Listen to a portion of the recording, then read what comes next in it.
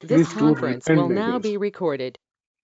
Please do remind me. I mean, I do forget about recording the videos.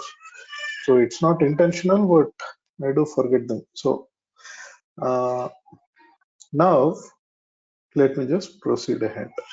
So we know that Oracle can perform a full table scan or a fast full index scan using either direct path read or DB file scattered read. So we'll take a look in-depth view at the DB file scattered read, guys. So we know that while performing either a full table scan or a fast full index scan using DB file scattered read, you bring the blocks into the buffer cache. There is an important point to catch here. There is an important point here. You have to remember that the presence of cached blocks, if the blocks are already present in the buffer cache, then this can severely affect your database the performance, not only the performance, but also changes the IO aspects altogether. So let me just show you a small scenario. So I have created a table here. I have created a table here.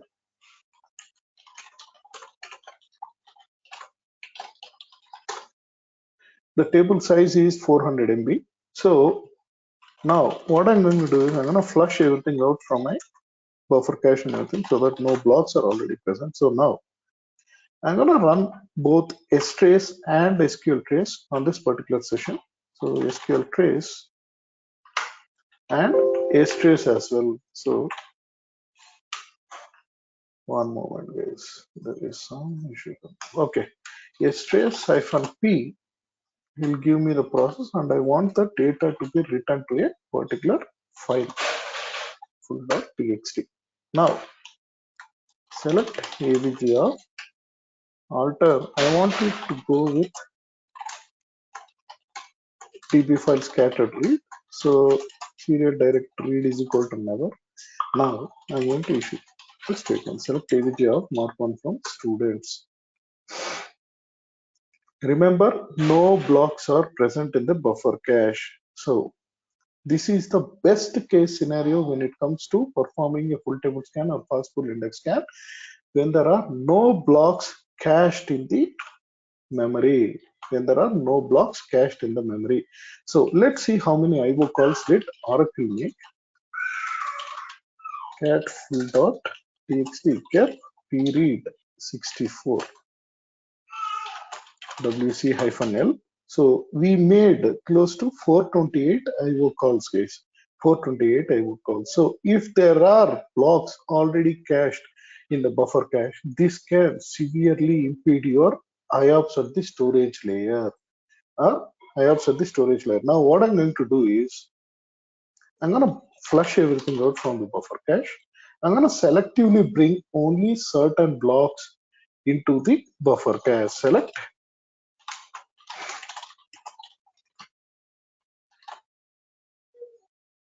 So I'm going to use an index scan here.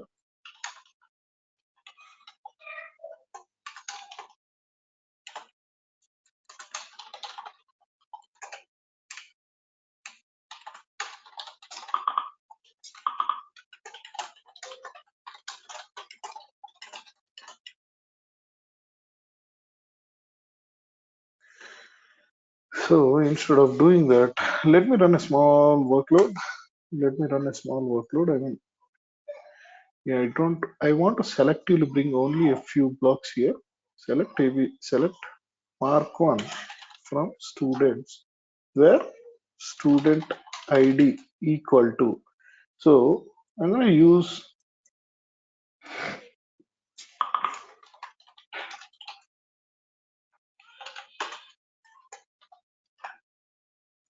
plus 10. Okay.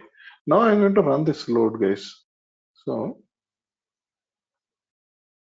I'm going to bring only selected blocks only. I'm going to bring only certain blocks. So I'm just trying to simulate a real world scenario. wherein you will have blocks related to that particular table in the buffer cache. So every 10th student ID or every 11th student ID will be present in the buffer cache. So now let me run this thing. Yes, it is running right now. And moreover, let me see the plan. It should come up with the index unique scan. Yes. Now let me stop this for now. And now that we have blocks in the buffer cache, I'm going to run the same load again. I'm going to run the same query again. Select AVG of mark 1 from student, simulating a full table scan. Now, let me just run the S-trace as well.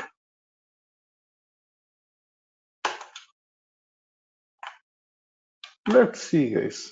How many calls did we make? Cat full2 .txt grep. So give me a minute here. I think somewhere down the line things did not actually end up as expected. I ended up reading you making using only 128 reads. So give me a minute. Things are not as expected. So give me a minute here.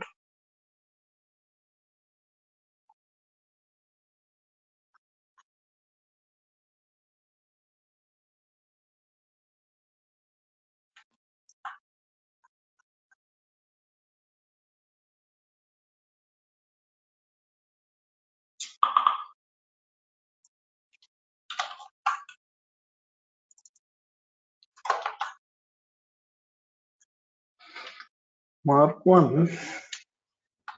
I think it still read the average mark.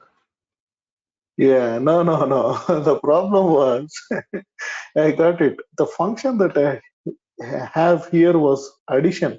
So the logic, it would come as 11, 12, 13, 14. It never actually it didn't read the every 10th row. So now it should work as expected. So the pretty dumb programming mistake. So let it run. Start 10. Yes, that should be more than enough. Now I'm gonna stop it for now. So I have flushed the buffer cache. I didn't flush the buffer cache. No. So I'm going to enable the S-trace here again, and I'll show you the details. So the presence of, you have to understand one thing. If the block is already cached in the buffer cache, Oracle will not read that same block again. Can you see the IOPS, guys? How many blocks am I reading here, everyone? And let's look at from the IOPS perspective. So cat full2. So how many IOPS did I issue, guys, everyone? Initially, when no blocks were cached in the buffer cache, initially when no blocks were cached, I made close to 428 IO calls. But here, when the blocks are cached, then randomly, I mean, if I had many blocks in the buffer cache, notice the number of IO calls made. So you have to remember one thing. Suppose, say, if this is my extent, or I have this extent here.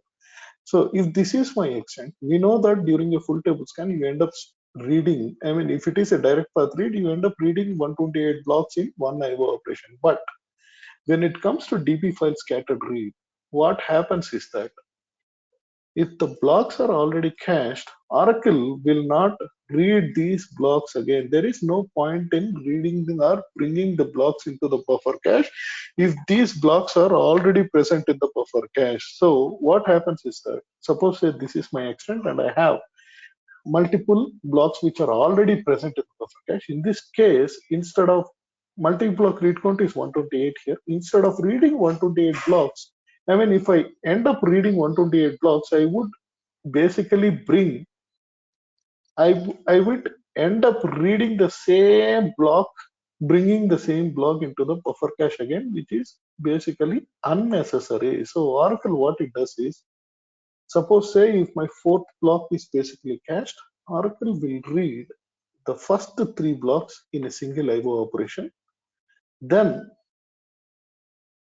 the next subsequent three here, because the fourth block is already cached.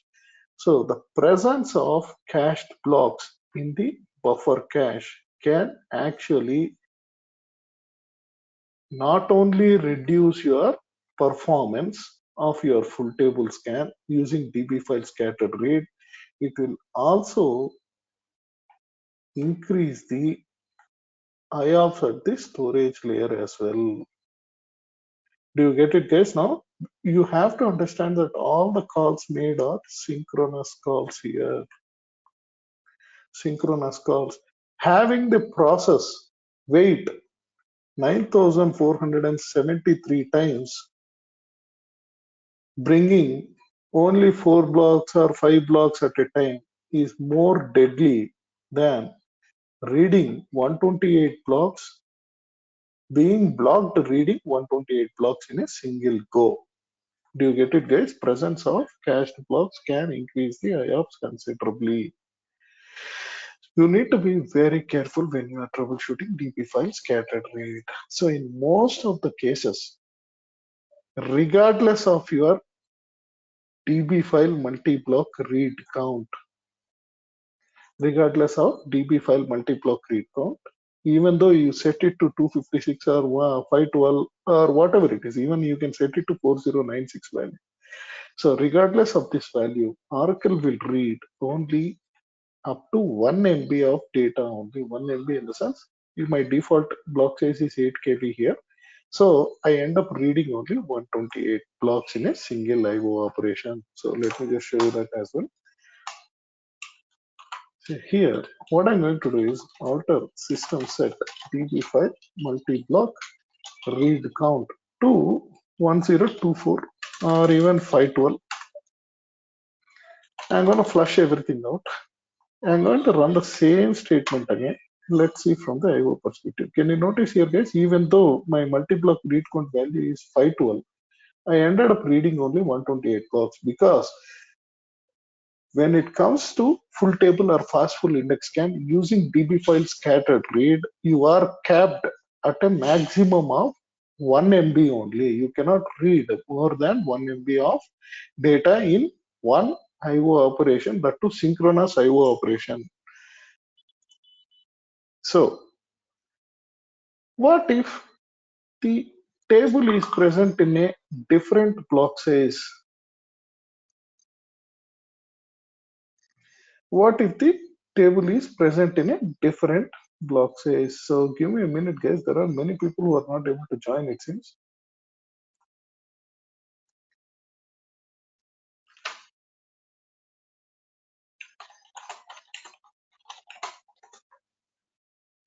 So you need to understand one thing here. What if the table is present on a block size, different block size table space? So I have created a small table space here whose block size is 16K here. And moreover, I have also configured db underscore 16K cat size. Now I'm going to move the students table to the 16K block size. Order table students move table space users underscore 16K.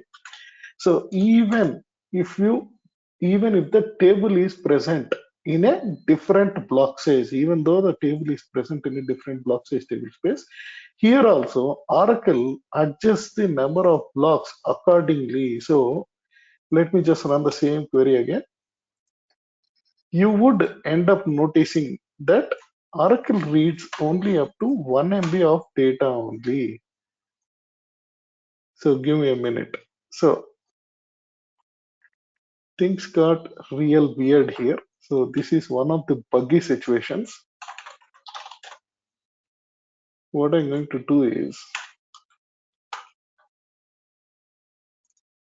I'm going to perform an STS as well.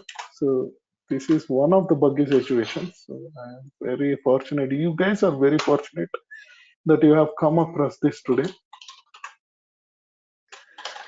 So home SS at flush.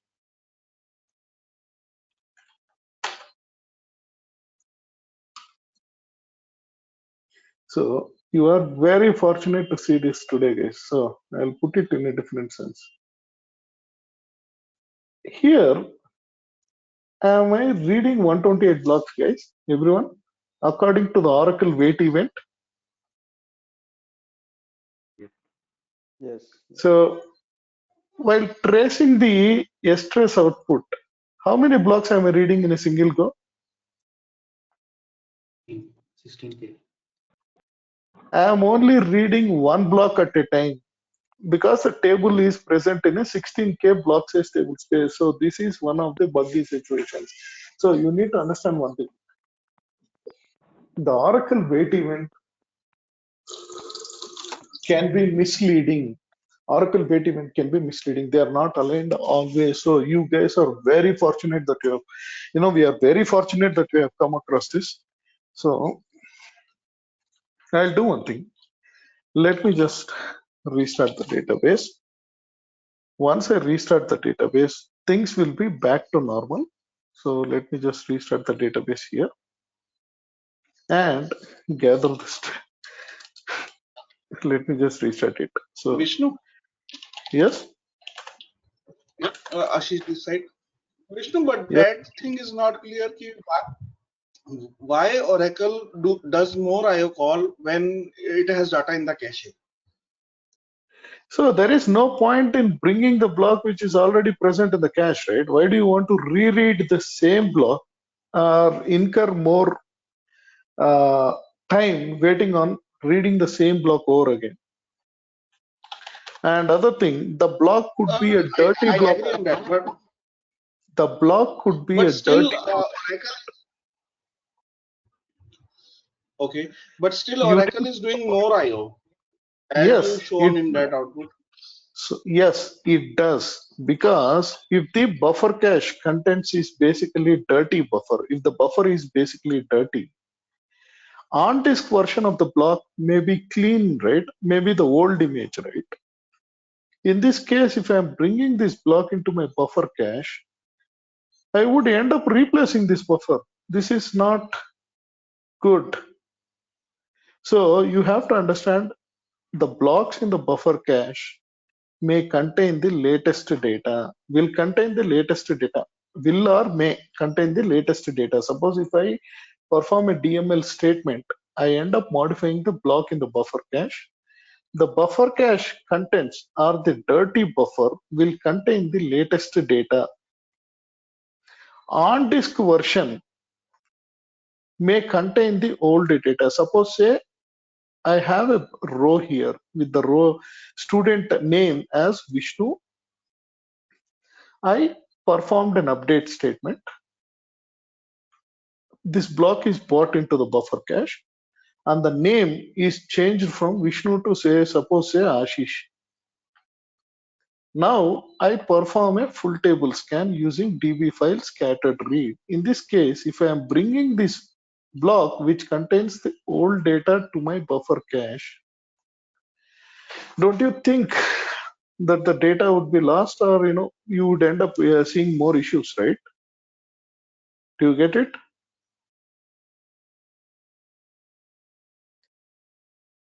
The point. Ashish? So that is Yeah, one other, Vishnu, got the point. yeah, that is one So other thing. Vishnu, So Vishnu, I have a doubt. You told us if we suppose if DB multi-block read count set our 120 128 block. So if mhm. we increase the DB file multi-block suppose 256, so it is mandatory to the session Oracle reads the data in one IO operation is 1 MB. Yeah, why? No, 1 MB in the sense it is only in the case if your session is performing the scan using DB file scattered read only. Okay. So whatever we have value of the DB file multi-block read count in this case,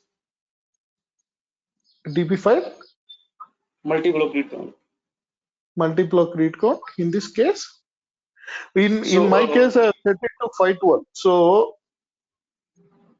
in my case, I have set it to 512. So Just to demonstrate that regardless of the value, Oracle is capped at reading only 1 MB at a time or bring 128 blocks or 1 MB worth of blocks into my buffer cache.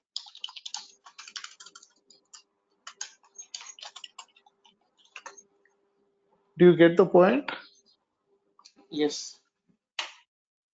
So now, Vishnu, if the DB block size is this is, 16K instead of 8K, yes, then also this it will be capped for 1 MB or it will be 128 blocks. 16 KB. No, it is basically capped at 1 MB only. This is a buggy situation here. You have to understand when you are mixing data with different block sizes, things can get really ugly. So I'm going to do the nest trace as well. So this is my SQL trace, right? I'm going to run a nest trace as well. So SQL trace will not give you the right detail. So you need to understand even the weight event P3 parameter here will not be accurate. So let me just run the same query again. How many blocks am I reading here? Everyone, can you notice? Here, Oracle did say I end up reading from the weight event perspective. You are looking at 128 blocks read in a single IO operation. But inherently, when I run the STS output, am I reading one block at a time, guys? Everyone? Yes. So this is a bloody buggy situation, guys. This comes into the picture explicitly rarely. So I have my DB file multi-block read count set to a non-default value which is greater than 128 here. Vishnu? So I'm gonna restart this database right now. So not restart, reset the SP file and then I'll let it to a default value. So you will get to see the actual behavior wherein it reads only 1 MB at a time. So things can get really ugly. So they, in certain cases, even this particular thing is not accurate. In some cases, you end up reading more than 1 MB also. So these are all buggy situations. I'll put it in a different sense. Oracle developed all the code primarily considering the 8K table space only, 8K block size only. If you have different block sizes and non-standard DB file multi-block read count values, things can get really ugly. So here you saw the situation yourself. So I ended up reading, even though the multi-block read count value is high, why did I end up reading one block at a time? Can you notice this? So I'll bring back my slide here. So Oracle can end up reading one block at a time.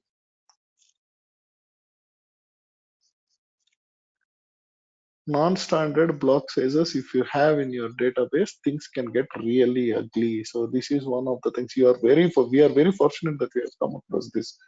So under normal circumstances, wherein you don't set the value for DB file multi-block read count, Oracle will read. I mean, depending if you have a table if you have a table in a 16K block size, automatically Oracle will reduce the number of blocks read or adjust the number of blocks read to 1 MB. So let me just reset the DB file multi-block read count and then we'll see. So things can get really ugly if you have a database with different block sizes, guys. Don't do that mistake, especially when it comes to scattered reads. Things can get really ugly, and when it comes to direct path reads, things can even go havoc. So Vishnu, serious. you have explicitly queried the 16 KB table. So suppose if we join the tables, one is 8 KB and one other is from the 16 KB. Yeah, So that time things also we can, may fail in. yeah, if you have a non-standard thing, things can get really ugly. Okay, like which process misleads for this situation? Usually, like what is the No, and you it's said it's not a the buggy. process. It's your server process which is basically reading the blocks, right? Yes, yes. So the code, basically speaking, I'll put it in a different sense. They have Um, developed it only considering the 8K block size. So I'll put it in a different sense. There are too many combinations, right? You can have an 8K block size and then the table spaces with 16K yes, or even 32K, right? yes.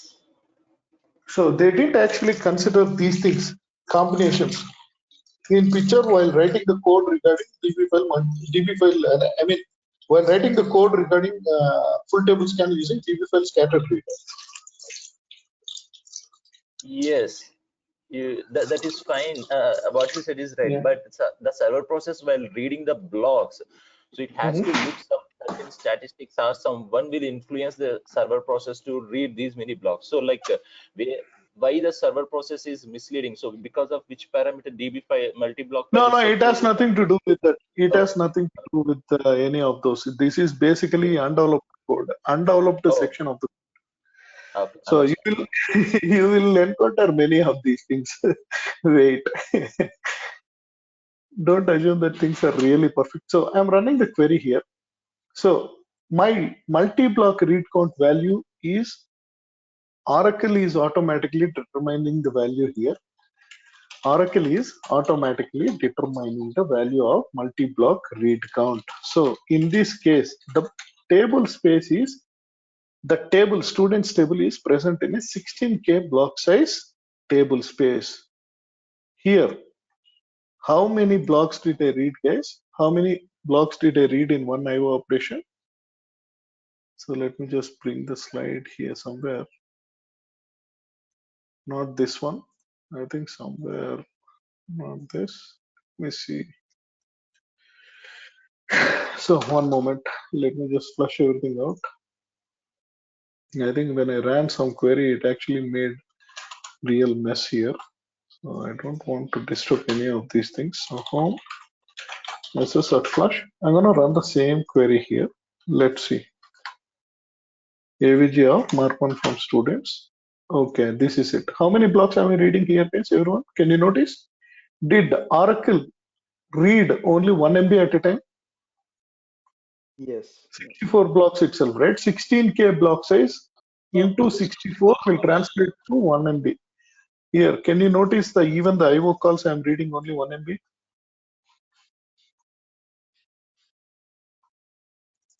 Can you notice here, everyone? Yes, yes, yes, Yeah. yes. Yes. So Yes. if we encounter the situation, the only option is to flush and restart. No, even flushing and restart will not work. Things are bloody. I mean, things are way more weird. Things are way more weird. My recommendation is don't mix multiple block sizes. Things can get really So ugly. If you if have it is been already happened, then what would be the situation? Like we have to take a maintenance window and restructure the segment. no need, no need. Just remove this particular setting. DB file multi-block read count. If you are explicitly setting the value, things can get really ugly.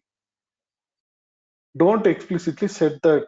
If you are Okay. manually setting this value, things can become really ugly. So you just saw one aspect, two aspects wherein Oracle, it says it is reading 128 blocks in the SQL trace, but when you looked at the OS calls, it is reading one block at a time, right? Yes. So what if I reduce the DB file multi-block read count? Things get even more weird. So alter, I'm gonna flush everything out. Alter system set DB file multi-block read count. See here, 64 blocks in a 16K table space translates to 1 MB. Correct, guys? Hello? Is Yes. it right Yes. or wrong? Yes. Yes. So now I am setting the DB file multi-block read count to 128. Sorry, 89 here. So 89, even 89, 64 blocks should translate to 1 MB, right? I mean, it's obviously greater than, if I have to make 1 MB IO on a 16K block size table space, I should read 64 blocks. I have explicitly set the multi-block read count to 89. So in this case, Oracle server process still have the enough room here. It can read 64 blocks, but things can get really ugly here as well. So I'm going to run the same statement again. How many blocks am I reading, guys? Can you notice? Yeah. 45.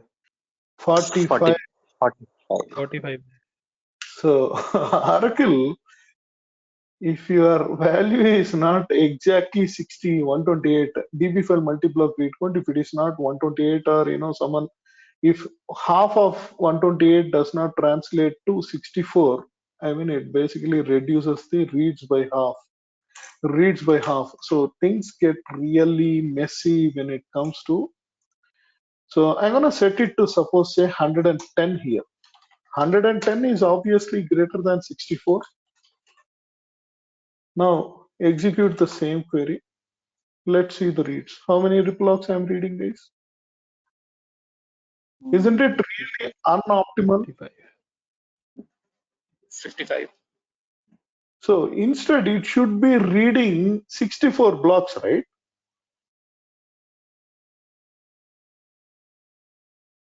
So you have to understand something.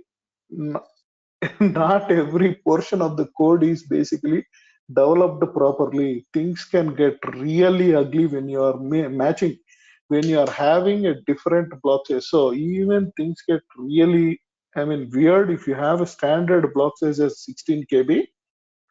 So usually when you create a database, if you don't specify, usually you end up creating 8 KB block size table space database itself. If you are creating 16 KB block size database, then, and if you have non-standard value for a DB file multi-block read count, things can get really ugly. See here, you just saw, one aspect wherein it said it is reading 128 blocks, but instead it was reading one block at a time, right? So there are too much portion in the Oracle code wherein things are not properly developed.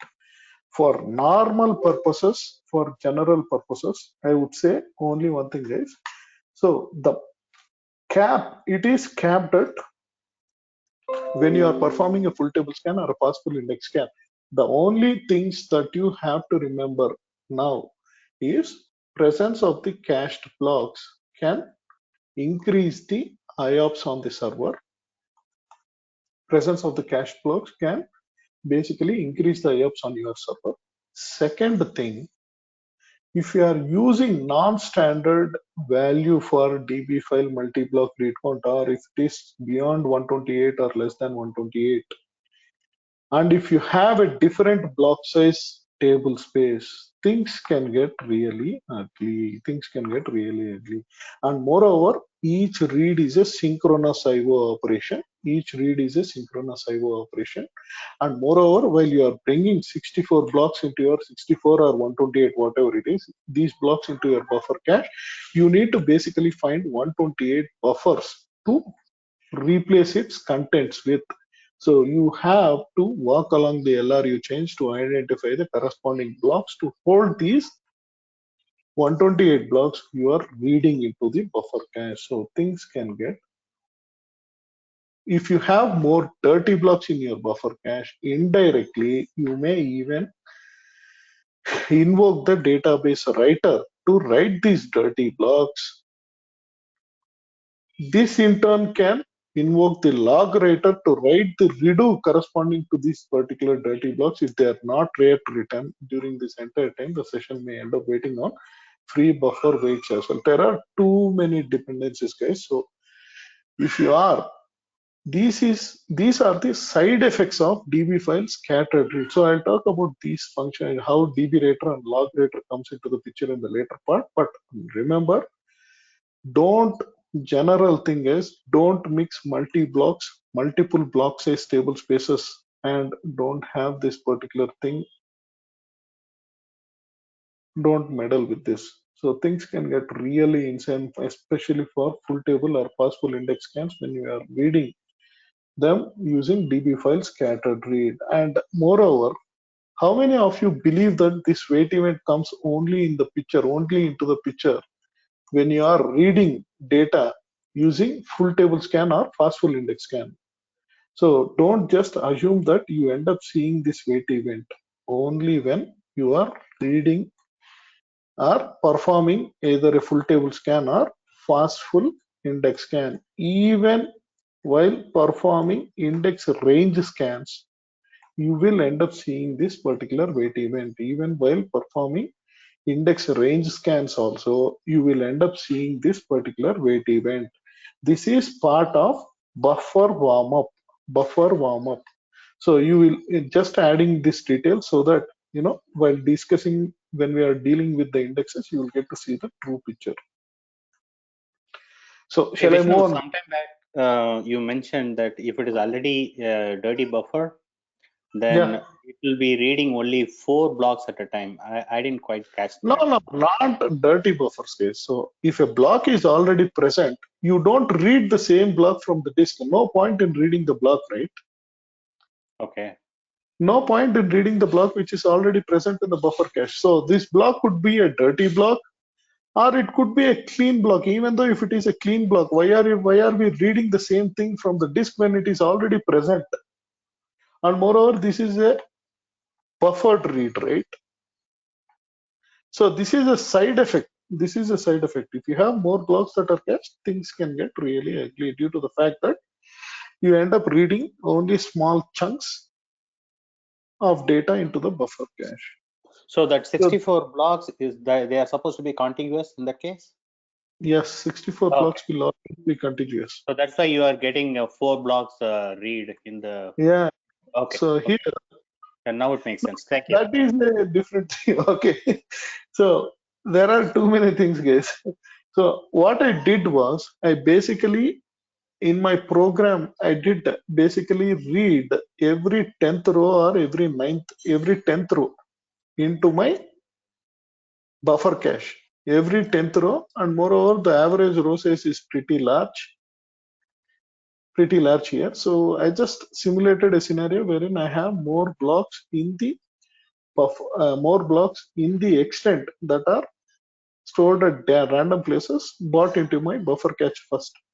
So I just made sure that I read the blocks that are present in an extent at random places into my buffer cache and then initiated a full table scan. That's it, nothing else.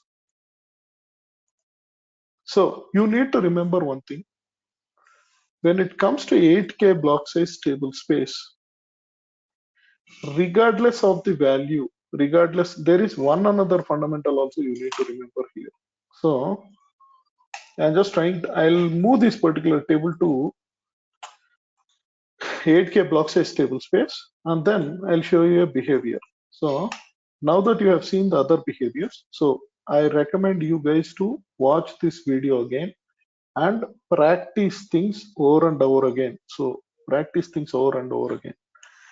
So VV alter table students, move table space users. So I'm moving this table to the 8K block size table space, guys. So flush everything out, active. So now you need to understand, regardless in an 8K block size table space. So let me just perform a trace here. SQL trace here. This is one another behavior you need to understand before going ahead with the direct path read. Select AVG on mark1 from students. So alter session set.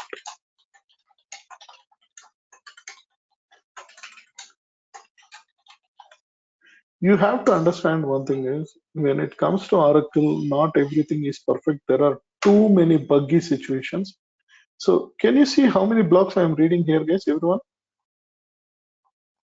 110 blocks, isn't it? Maximum. It is because my multi-block read count is set to 110.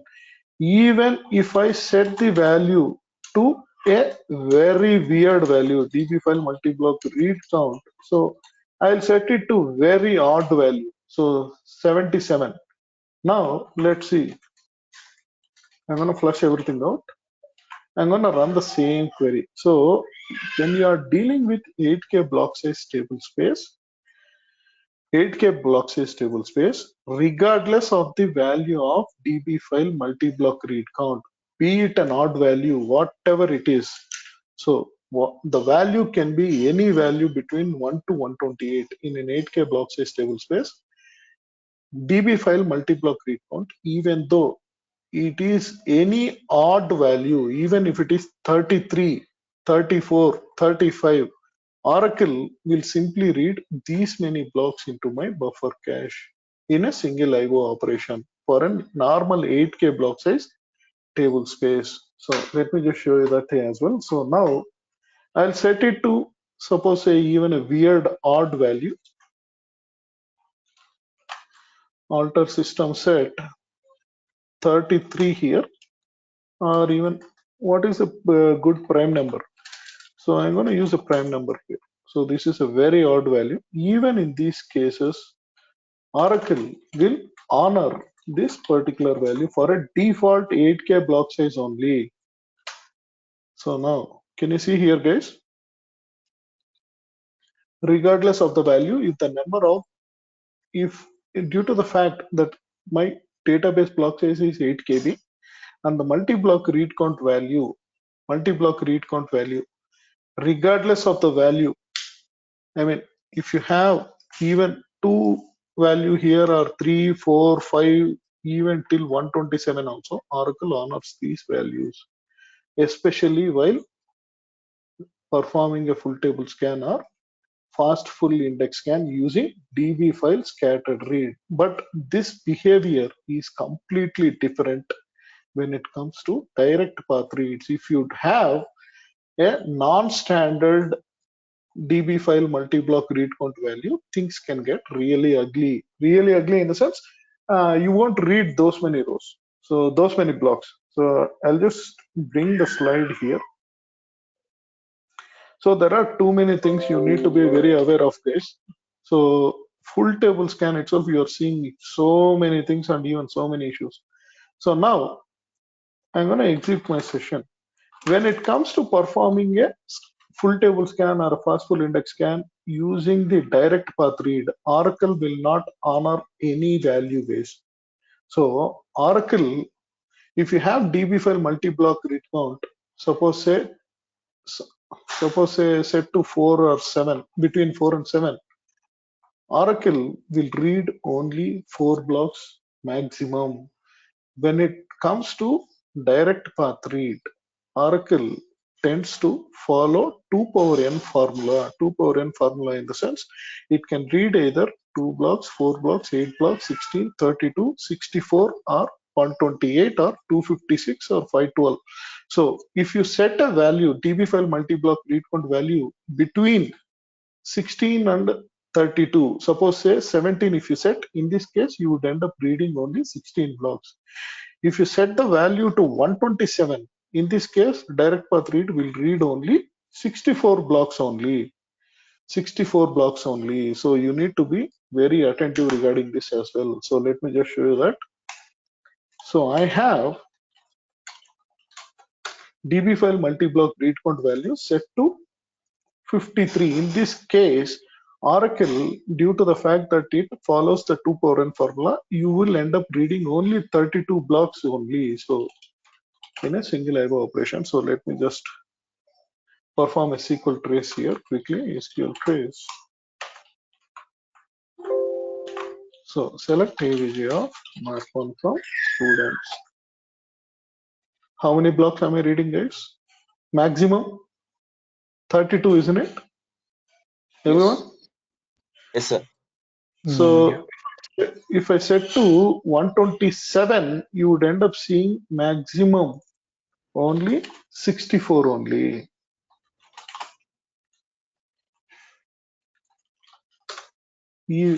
Maximum 64 only. maximum 64 only. So while performing a full scan using a direct path read, Oracle always reads this many number of blocks only. This many number are, it reads only the blocks which are in the power of 2 power n only. If your multi-block read count is not equal to 2 power n, that is 2 power n in the sense it should be 2, 4, 8, 16, 32, 64 or 128. If you are setting any other value, then it rounds up to the lower power of 2 power n. So the only these, if you are setting the multi-block read count to 7, say in this case, Oracle will read only 4 blocks at a time. But for direct DB file scattered read, it reads these 7 blocks. You just saw that, right, everyone? For scattered read, it reads 7 blocks directly, but for direct path read, it does not. It strictly follows the 2 power n rule. So What could be the reason it is following that particular formula? So that means any implications involved internally from the OS perspective, because direct path read no, directly it has goes. nothing to do with it. It has nothing to do with it. I'll put it in a different sense. It's a code issue. I am a programmer, guys. If 15% is what Oracle, I know. If my skill set 15%, I know Oracle. Almost 30% or something like that, I am a programmer basically. No, I can see these code flaws. So this is basically a flaw in the code. People can come up with weird explanations, to support Oracle or, to support the marketing thing. But honestly speaking, it's a code flaw in the code.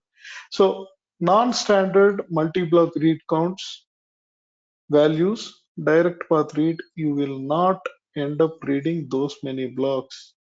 If Oracle came up with 89 value, so let me just show you that. So I'm going to remove this particular parameter here. Alter system set reset db file multi-block read count. I have already told you guys that. So buffer cache size and also the sessions parameter also has an influence on db file multi-block read count value, especially if Oracle is calculating that value. So now I'm gonna reduce the SGI target here. So 500 m scope is equal to SP5 and system set. I'm gonna let Oracle come up with a weird value here. So you need to be very careful, guys, increasing or decreasing or increasing the sessions parameter or decreasing the sessions parameter. I mean, process parameter, things can get really ugly. There are too many places where things can fail. So let me just restart the database. Now that my buffer cache is too small, obviously the multi-block read point value will be less. So the default 128 value you will not see there. Don't assume that you always end up seeing 128. So if we dig deep, and also one thing I would like to add, guys, don't dig too deeper into performance tuning. You will see too many flaws with Oracle. Too many flaws. Too many flaws. So show parameter db file multi-block. So this is an odd value that Oracle came up with. I didn't set any value here.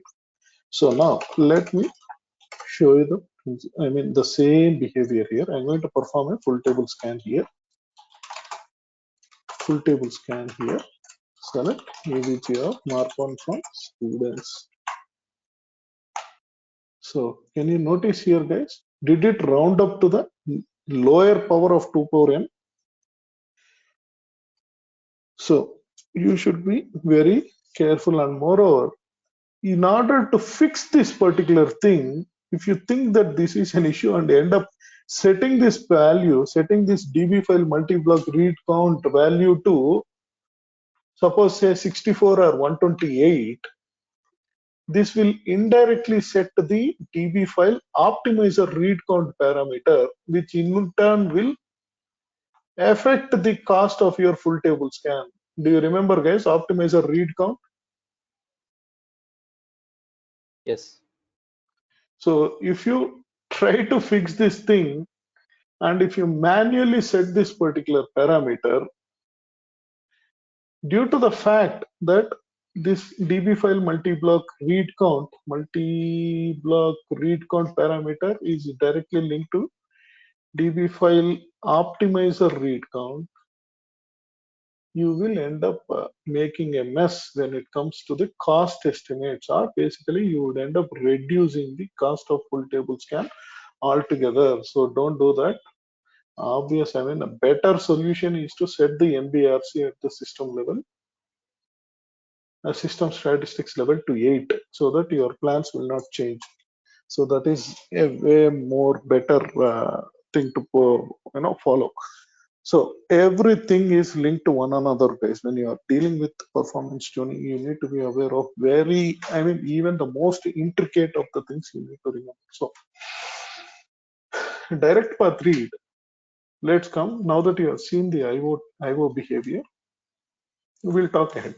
So you would end up reading the data directly from your data files into your PGA. So now let's consider a scenario. So let me just bring up the slide again.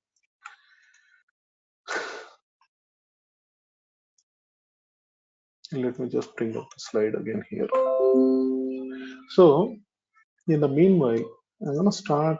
I have to replicate a certain thing here, so I'm gonna start my hard disk as well. Hard disk in the sense, I have an ESXi box whose underlying storage is basically a hard disk. So I'm just trying to start that machine up, to replicate some issues. So now,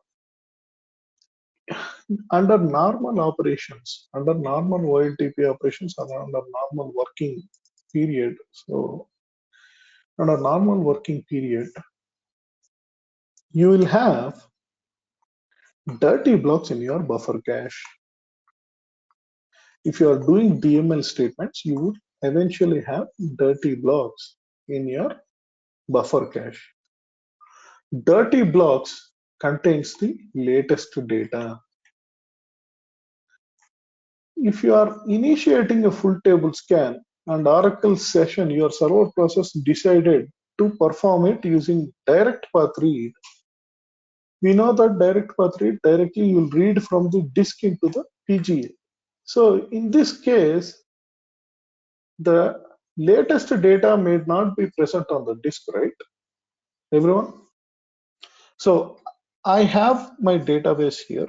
What I have done is I have one session A, done an update statement and then committed it. So it modified, suppose say 100 blocks.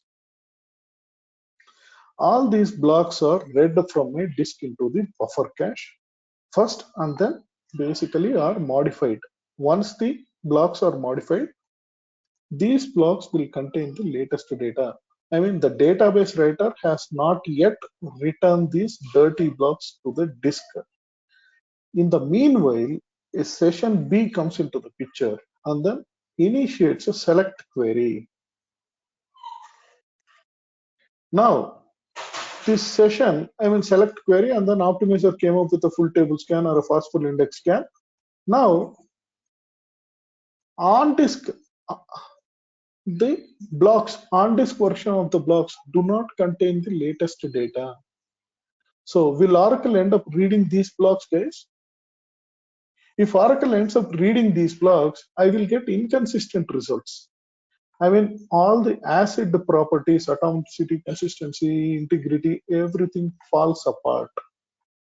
So in order to prevent that, a session, when it is performing a full table scan or a fast full index scan using direct path read, what it does is it performs an object level checkpoint.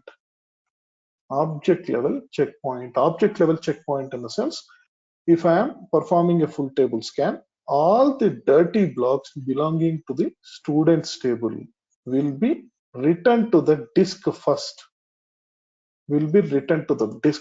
As soon as these blocks are returned, then the full table scan commences. It is only after all these dirty blocks are written to the disk, my full table scan will start. So Oracle performs an object level checkpoint even before initiating or reading even a single block from the disk. So, any doubts here, guys?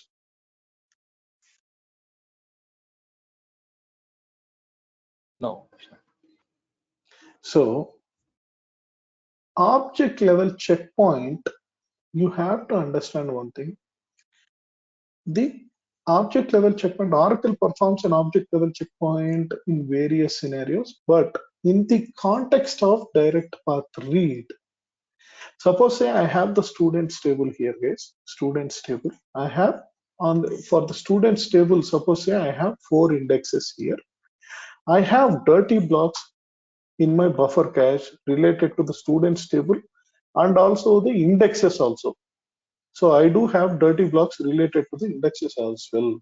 So when I'm performing a full table scan using direct path read, we know that Oracle performs an object level checkpoint.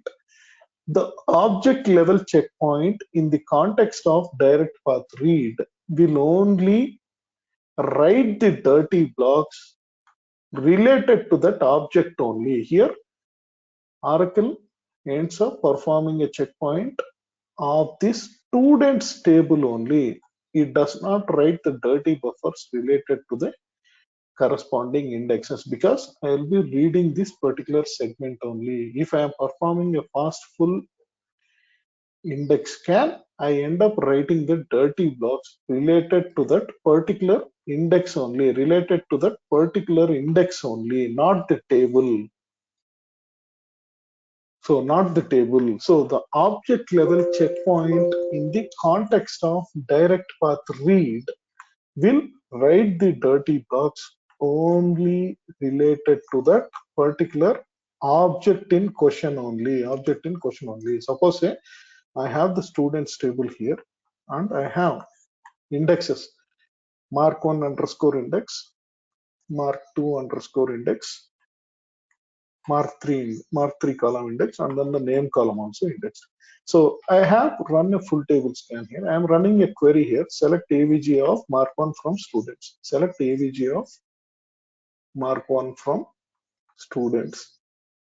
Oracle came up with a plan to perform. The optimizer came up with a plan to read to perform a full table scan on the students table here. I have dirty blocks belonging to the students table. I have dirty blocks, all the objects, mark 1, mark 2, mark 3, and then the name index also. I have dirty blocks in my buffer cache. So here, even before commencing the full table scan, Oracle performs an object level checkpoint.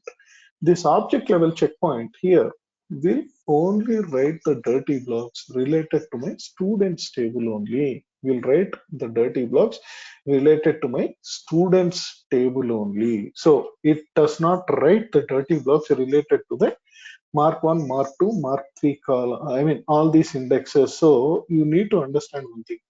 Object level checkpoint in the context of direct path read will write the dirty blocks related to the object that you are trying to access, not its dependent object. So here, if I am trying to perform a fast full index scan, I end up writing the dirty blocks related to this particular index only, not the other structure. So object level checkpoint also happens when you are converting a table into read only or read write also. So you can change the table from read write to read only as well. So in this case, so if I am converting this table into a read only table, the object level checkpoint in this particular case is it ends up writing the dirty blocks related to all the structures, all the dependent structures as well. But in the context of direct path read, it is only the object that I am trying to access. So I'm going to show you a small example here. So I have the SSD here. So I don't want to go with the hard disk, but yeah, okay, we'll proceed ahead. So one moment, guys, let me check the IP address of that. Vishnu, you said the table will be into read-only mode. A table or only the respective rows will be in the NQ So will be happening. are you talking in the context of full table scan or Yes, yes, generic behavior? here. No, here Hey, in this. no. Hey, guys, it does not change to read-only mode. I mean, I'm talking about alter table statement. I understand. See, Okay, you have this particular table, right? Alter table students read-only. understand. Okay. So this, once you issue this statement, Oracle performs an object level checkpoint. Yes, the object level checkpoint in the context of this particular statement is to write dirty blocks not only related to the students table, but also related to the underlying indexes also. You get Understand. it, right? Yes. So in the context of the full table scan, I am reading only the data from the students table only. Why should I make an extra effort writing the dirty blocks related to the dependent indexes? So it does not matter, right? So I'm reading from the student segment. Why should I basically end up writing? I mean, it takes even more delay. So there Yeah, could be cases wherein there are more dirty blocks related to indexes. You get it, right? What if the understand. object level checkpoint didn't happen? Sorry, what if the database writer, due to incremental checkpoints or some other things coming up, there are more dirty blocks related to indexes than the table itself. So things can get really messy. So now let me just bring this thing here. So IF it's 22 here. Okay, let me just bring this particular thing up.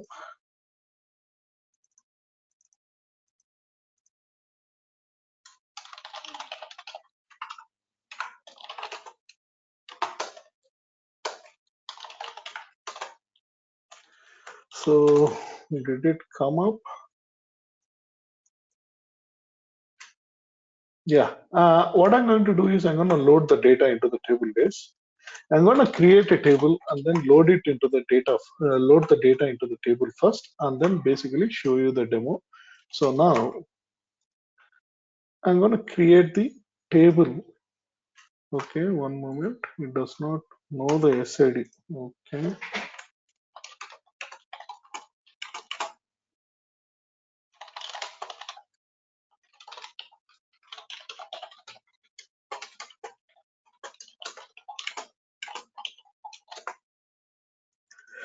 So let me just start the load again. It's loading only using a single thread. I need at least 10 threads. So I'm gonna start loading the data, or even way better. Let me just do one thing, guys. Instead of going with this SST, what I'm gonna do is I'm gonna replicate this scenario in a different approach altogether. So bear with me. Instead of going with that, I'll go with the SSD itself. But what I'm going to do is to replicate the scenario. I'm going to restrict the IOPS at the story, IOPS at the ESXi layer. So let it load the data. Let it load. Now I think it has loaded enough data. I think let it load. Now, so this is not required for now.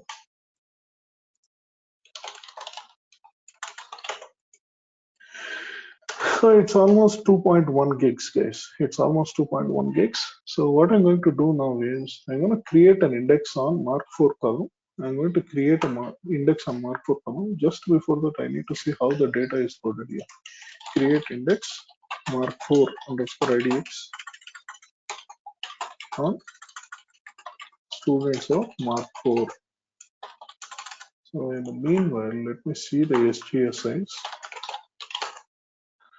The buffer cache, I mean the size is okay. I did change the buffer cache before, so I'm gonna set it again. Outer system set HDA target is equal to suppose say 1500.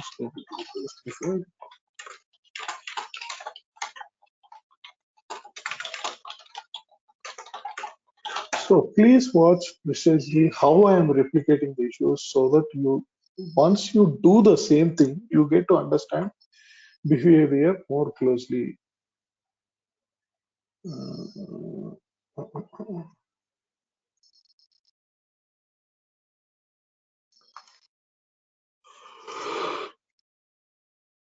So Anuj, direct path to read temp is different thing altogether.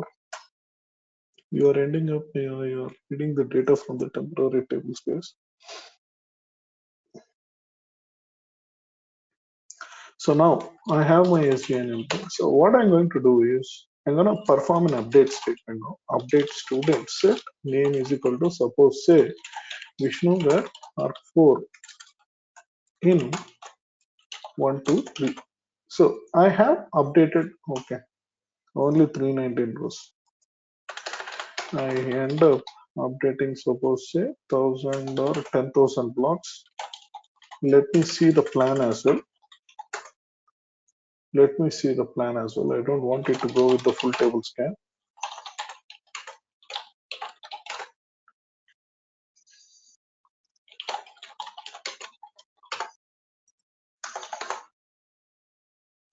Sorry, this query is actually more weird. So one moment.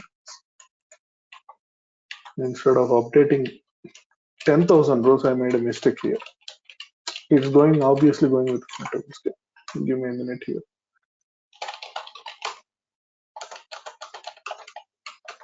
It should basically roll back in very short time. Once it is done, we'll proceed ahead. So this can even screw up my results more.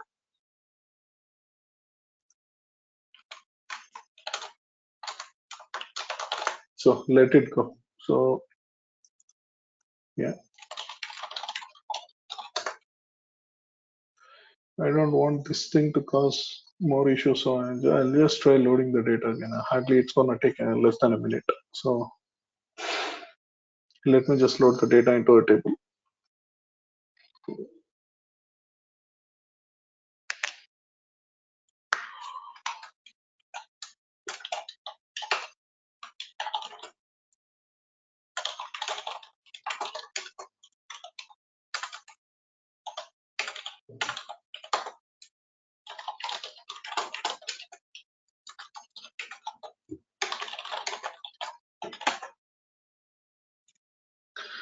So now I think the data is loaded sufficiently. So once, yeah, I think this is more than enough. I'm gonna create an index here, guys. Create index mark4 underscore IDX and students in mark4. It should complete way more faster. So once that is done, what I'm going to do is I'm gonna update, suppose say 50, I'll update many rows here. Once the update is done, we'll proceed ahead. So less than 10, 3 each value 100 rows approximately. It translates to 100. Okay, fine. Okay, that's all right. So update students set name is equal to Vishnu, where mark4 less than 40 or okay, suppose if 50 is 5,000 rows, so I'll go with 100. Let's see the activity here. I'll show you the plan as well. So here I have more blocks in my buffer cache which are basically dirty. So what I'm going to do now is I'm going to change the IO aspects to replicate the behavior, because since this is present on an SSD, things can get really, I mean, it's very hard to basically replicate the scenario. So what I'm going to do is I'm going to basically limit the IOPS altogether. So IOPS, I'm going to limit it by only 200 or suppose say 100. I think this is more than enough.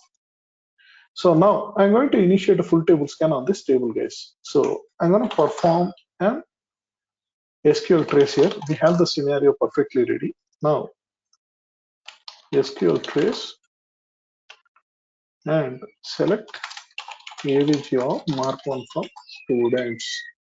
Obviously the table size is large. Oracle would end up performing a full table scan using direct path read only. Let's look at the wait events. Let's look at the waits. So, and in a different thing, so 20 home BV and active. What is going on? What is the session doing now? So let's see what it's doing. I mean, obviously the SQL trace is not showing me the right wait event here. So give me a minute.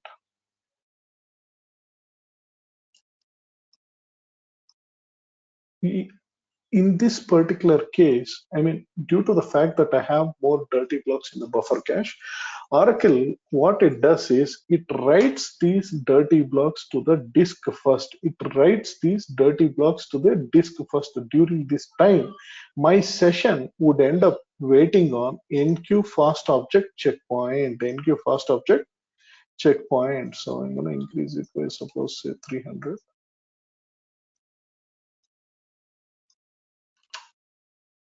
So yeah, can you notice here, guys, the wait event? Everyone? Yes.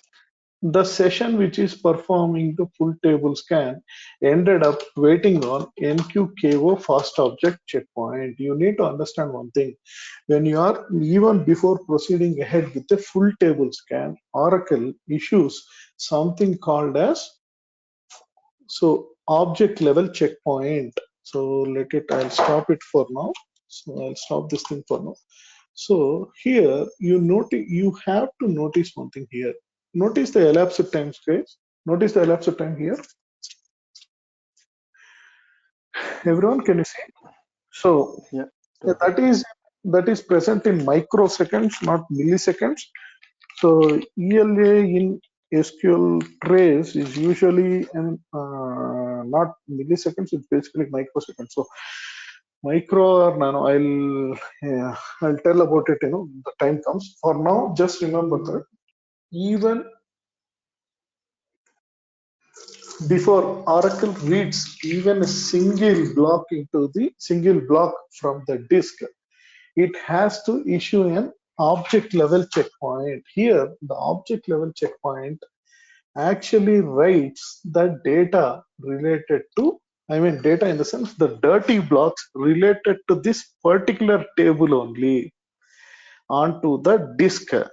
It is only when the object level checkpoint is complete, then only the direct path read commences. So your session has to mandatorily wait until that particular object's dirty blocks are returned to the disk. So how does this behavior actually work? So your session, which is trying to perform a full table scan or a fast full index scan using the direct path read, what it does is it notifies the CKPT process. Hello, I want to perform a full table scan or fast full index scan using direct path read. So you go ahead and then perform an object level checkpoint. The CKPT process, what it does is it prepares the list of all the dirty blocks related to this particular table or index, whatever it is, and then hands the list over to the database writer. This database writer, what it does is it writes these dirty blocks to the disk, writes these dirty blocks to the disk. So you have to understand one thing here. What if the redo related to the dirty block is not yet returned to the disk, not yet returned to the disk? What if the what if the corresponding redo information? So a session performed a transaction here. It modified a block, but it is not yet committed. In this case, you will end up having redo in your log buffer itself. So object level checkpoint DB writer, if it wants to write this particular dirty block to the disk, due to the fact that it has changes and the corresponding redo is not returned to the disk yet, This thing will in turn notify the LGWR process to write the corresponding redo. So now that you have seen the true behavior of direct path read, so there are many side effects as well. I'll talk about that in the next subsequent slides. So every time now, smart scans, guys, can you please? I mean, someone I don't know. Can you please be on mute?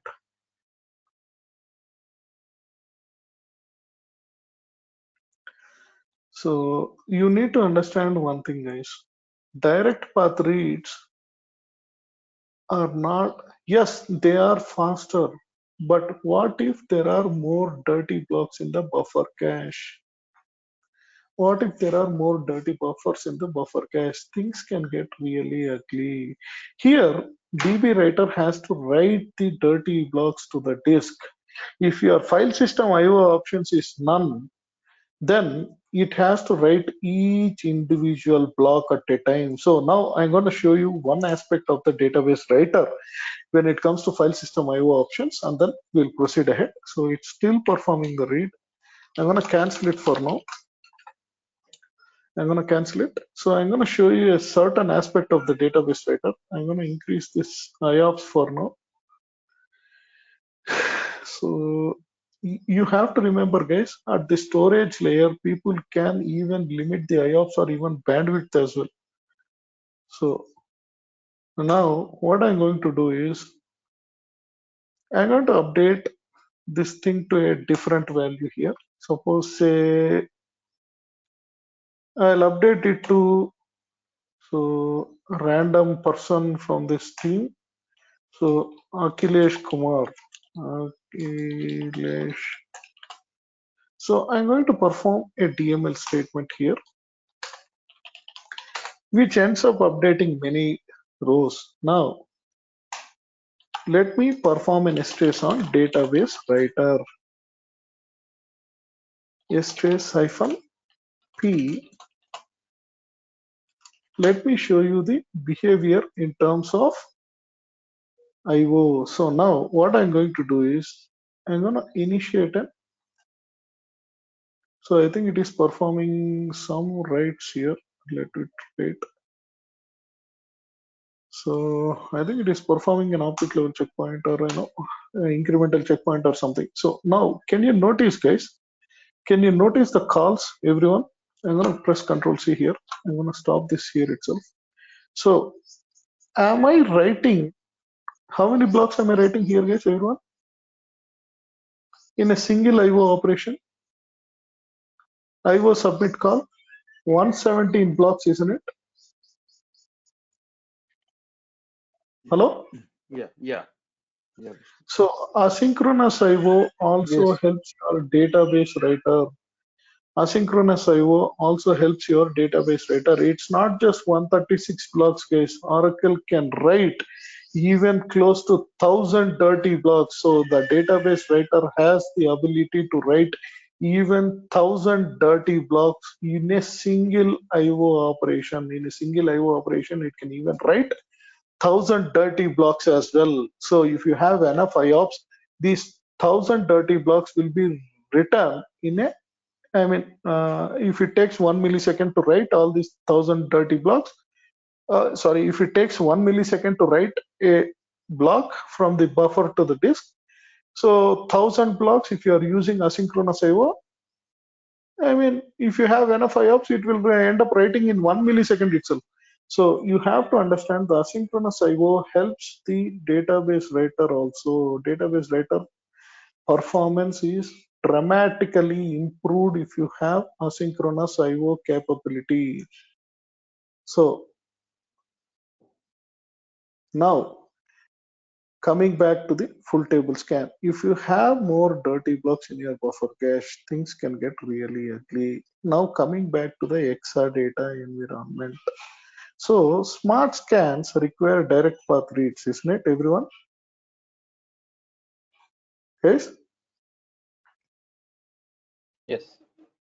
So Yes, Mr. what if this table is highly mutating, or what if the contents of this table are changed more frequently. So even before commencing the smart scan, you need to write these dirty blocks from the memory to the disk. If the DML statements or the dirty buffers are present in different instances in rack environment, then you have to perform an object level checkpoint. In this case, you will end up making cross instance calls to coordinate with other instances to check whether if the dirty blocks are returned to the disk or not. So things can get really ugly in Exadata environments, especially if you have a table that is changed too frequently. You end up seeing more NQKO first object checkpoint wait events. So that is the reason why I say don't blindly go ahead and then delete the indexes, and then just because the smart scans run faster, don't just go and delete the indexes. Don't follow this rule directly 100%. So this will backfire, especially if the table is mutating a lot, and moreover every instance in an extra data environment is basically a rack instance only. If you have dirty blocks in multiple instances, due to the fact that Oracle has to perform cross instance calls, DLM cross instance calls, basically what happens is that you need to coordinate with other instances to make sure all the dirty buffers are returned to the disk or not, even before commencing the full table scan. So things can get really ugly, especially if you have tables whose contents are modified more frequently. So now, direct path read, does it read blocks only into your buffer cache? Not necessarily true, guys. Not necessarily true. So I'll put it in a different sense and then we'll proceed ahead. DB file sequential read, you end up getting this wait event if you are reading into the buffer cache. How many of you guys actually agree with this? Guys, first batch people, please don't answer. I don't agree. So where does this block, I mean, you are reading a single block, where do it read to? What is the Directly target? Source is the disk. The target is Buffer cache. the true meaning of DB file sequential read is basically you are reading one block from the disk at a time. It does not necessarily mean where it is reading to. It can read to the buffer cache or it can read to a PGA also. It can read into PGA also. So I'll show you a very small example and then we'll proceed ahead with that. So I'm going to create a small table here. So I think chain rows something I should have. Chained rows. Where is this chain rows class? Intra block or interblock? Okay, I don't have the patience to do that. So what I'm going to do is I'm going to convert these things to varchar2 of 3000 and subject ID also. I'm going to change it to varchar2. I'm basically creating a very large row case so that I end up with what do you call chain rows. So first one is the student ID, next is the department ID, and then name is also this thing, and finally subject ID is also. Okay, now what I'm going to do is I'm going to load the data into the table now. So this is basically I'm going to load the data into the table. Let it load the data. Let it load the data. So it takes obviously a huge amount of time because I have chain rows here. Average row size here. I mean it crosses the block size. Here, these 3 columns itself will consume close to 9,000 bytes. So the Oracle ends up splitting that particular row into multiple pieces. So I end up with row chaining. Other changes. I just stopped the load, guys. So let me just close all these things out. Let me just close all the things out. So I'm going to explain one particular behavior and then we'll proceed ahead. I'm going to gather stats as well. So let me show you the size of the table. And gather stats. Student. So it's hardly going to take a minute, less than a minute. So we'll finish it. Once the stats are gathered, what I'm going to do is I'm going to flush the buffer cache altogether. And in the meanwhile, I'm going to perform a SQL trace as well. And I have a certain script here. So flush the buffer cache. Now, this is my SID. This is my SPID. So I'm going to run an SQL trace here. Select AVG of mark 4 from students. I'm going to display how many blocks are present in the buffer cache. So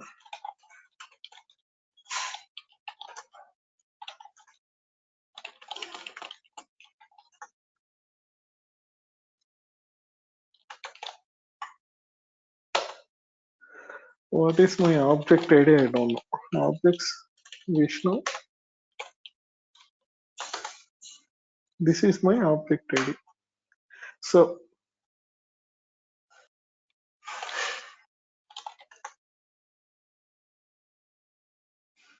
let me write all the blocks to the disk. Now, so even now I have multiple blocks. I mean, it's still writing those 30 blocks. Let it write. So let it write. So what is going on here? So let me just restart the database. That is way more good. So once I restart the database, we know that there will be no blocks in the buffer cache. The buffer cache will basically be empty. Then what I'm going to do is I'm going to perform a full table scan here. So this behavior is really weird, guys. I mean, it's reading more blocks. The fact that $BH, there is one another point you need to remember when it comes to $BH. I mean, the data that you get there may not be consistent always.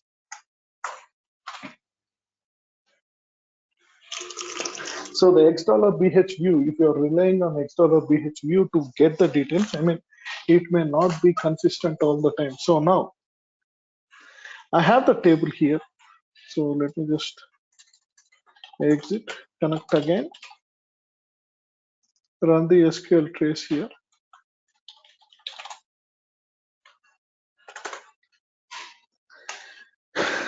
SS and objects.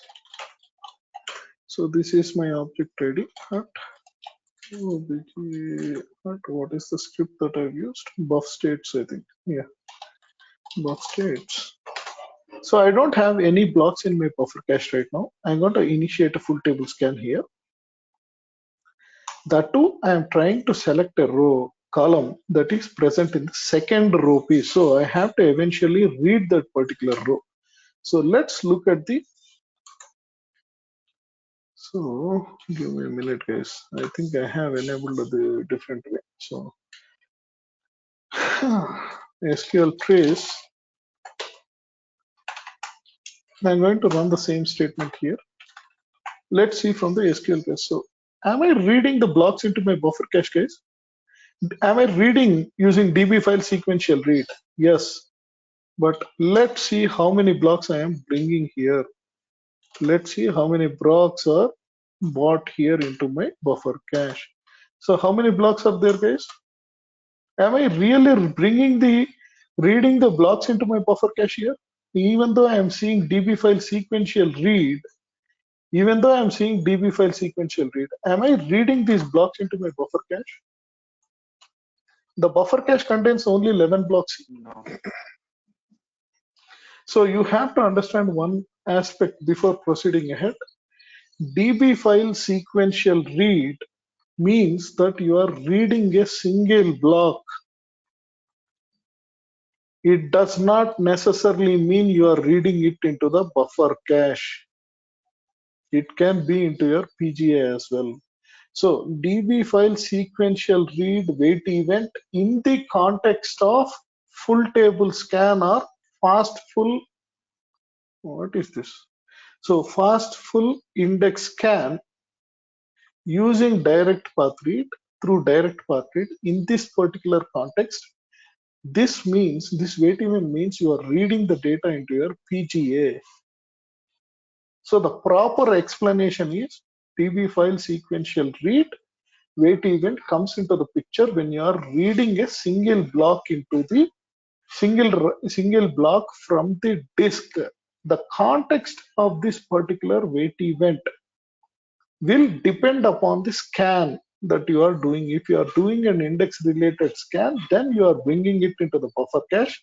If your context is basically a full table scan using direct path read wait, then you are reading the data into your PGA. So do you get it, guys? Shall I proceed ahead? Yes, Shashi. Yes. So Hey Vishnu, yeah, this can be easily ascertained if you are doing like a single transaction, right? By looking into the $X But in heavy OLTP environment, when a lot of users are connected, how do we know for that particular session whether it is read into PGA or not? DB file sequential read when the plan is basically full table scan and you are doing direct path read, you are reading only into your PGA only, regardless of the number of sessions connected to a database, regardless of what. If this session is reading the block using a single block read, it could mean that there are chain rows and you are reading them directly into your PGA only, not the buffer cache, even if multiple users are connected. So this is only applicable if there are only chain rows. Yes. Okay. Okay. Thank you. So not just chain rows, there are several behaviors as well. So the thing related to performance tuning, honestly speaking, if someone is making a concrete statement saying that this thing comes into the picture only when this is the case, then it means that they are entry level DBAs. So when it comes to the performance tuning, you cannot make a concrete statement. So the things can actually vary depending upon the scenario.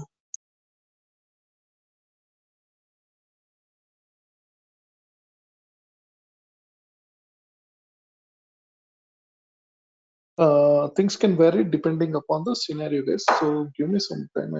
Let me drink some water.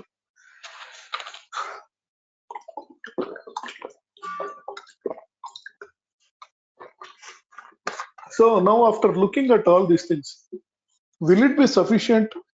So if someone asks you, how do you perform? How does Oracle perform a full table scan? So will that question be enough to judge or assess a particular person, particular DBS knowledge level, guys? Hello? Chanceless. So a single question is enough, guys. You don't have to grill everyone. I mean, when I was in Amazon, I used to ask, the first question is, how does Oracle perform a full table scan or even index range scan? A simple question.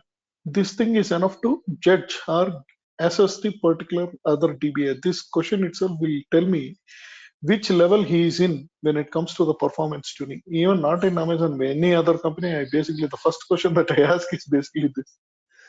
This is enough to identify. I mean, whether the person is an L1 DBA or an L2 DBA or an L3 DBA, or, we don't believe in these levels. So how much knowledge he has. So now let me proceed ahead. Let me go back. So your blocks are not only read into your PGA. While performing a full table scan, you have to remember you will, in under certain scenarios, bring blocks into your SGA also.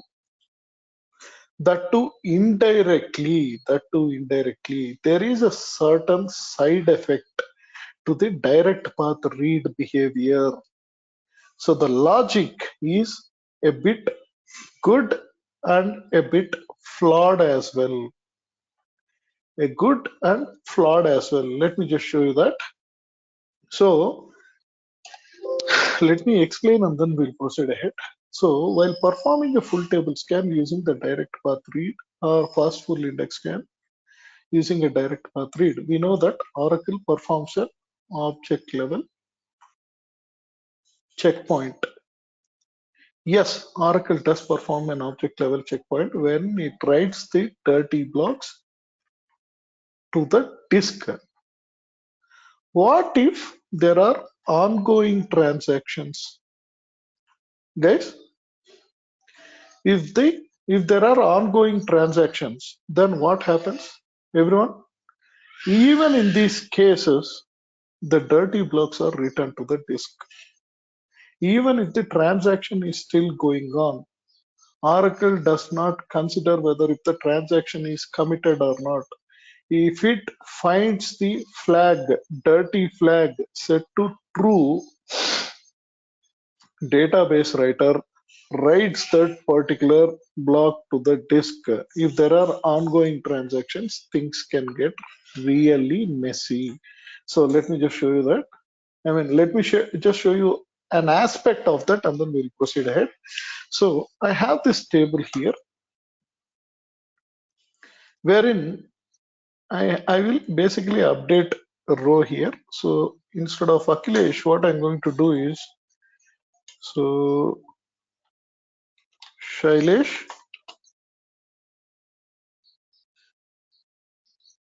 where row number less than, I'm going to update, suppose say,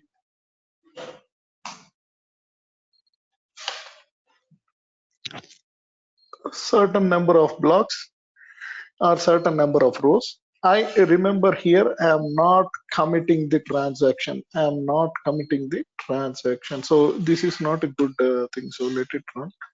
Once this is done, Mark 4, I don't have the index here.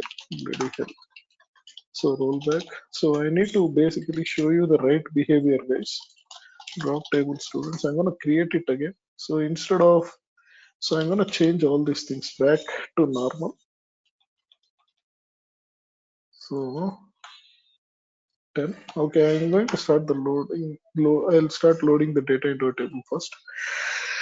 So now you get it, guys. Having a program and having the right tools is very necessary when you are learning performance tuning, because in order to replicate the scenarios, you want to generate the data as fast as possible and then get things done as much as possible. So each time you want to run an SQL trace, go executing the DBMS underscore SQL monitor, you are simply wasting your time there. Now I have the table here. Create index mark 4 underscore idx on students of mark 4. So I'm going to show you a certain behavior, guys.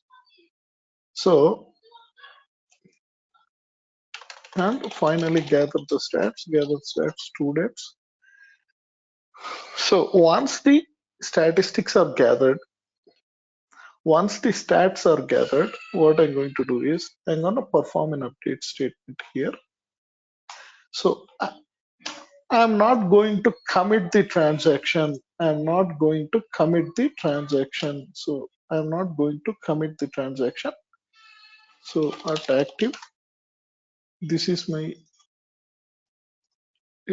okay, this my same thing. Okay.